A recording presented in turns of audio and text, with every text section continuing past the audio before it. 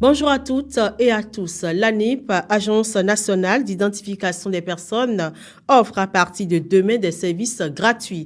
Les usagers du 13 au 16 septembre prochain peuvent obtenir gratuitement sur les plateformes en ligne e-service.anip.bj ou l'application mobile anip.bj leur certificat d'identification personnelle CIP et leur acte de naissance sécurisé.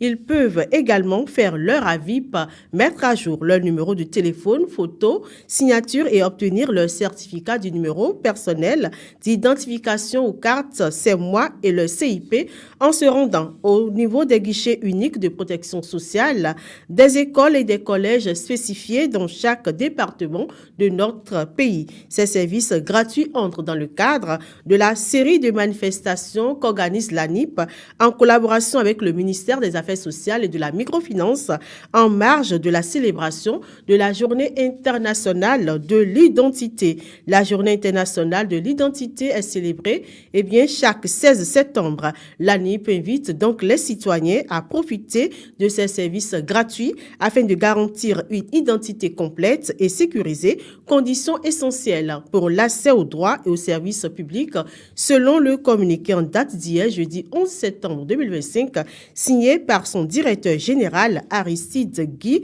Adjinakou Nyanwi.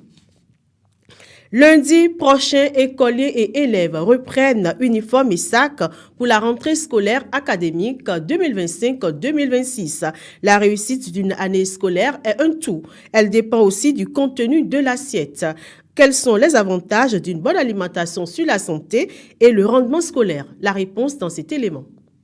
L'alimentation déjà joue un rôle crucial dans le rendement scolaire des élèves et en ce sens qu'elle apporte beaucoup d'énergie à l'organisme, donc intervient dans la fourniture d'énergie qui va faciliter les activités physiques et cérébrales, ce qui va permettre aux élèves de participer de façon active aux activités scolaires. Elle intervient également dans l'amélioration de la concentration, ce qui va leur permettre d'être concentrés et attentifs au cours. Intervient dans la réduction du stress, qui va améliorer l'état général des enfants et aussi le rendement scolaire. Elle améliore également la mémoire grâce à l'oméga 3, aux antioxydants et aux vitamines B, ce qui va faciliter la capacité d'apprentissage des élèves. Les parents doivent veiller sur l'alimentation des enfants, les aider à prendre au moins un petit déjeuner de façon équilibrée. Consommer au moins 5 fruits et légumes par jour. Limiter la consommation du sucre et du gras. Le sucre et du gras, il y a les bonbons, les biscuits, les boissons sucrées comme les bissap et autres que les bonnes dames vendent dans les écoles. La nutritionniste et diététicienne prodigue également quelques conseils aux parents pour une alimentation saine et équilibrée aux enfants tout au long de l'année scolaire. Déjà à 8 heures, les enfants doivent manger de façon équilibrée avant d'aller au cours. À 10 heures, ils prennent une pause pour une collation, une première collation à midi, le déjeuner.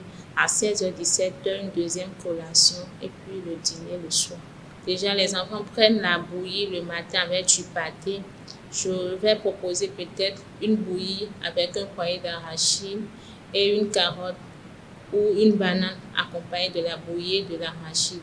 C'est un exemple de plat équilibré. Ça peut être également du riz avec la sauce tomate et du poisson.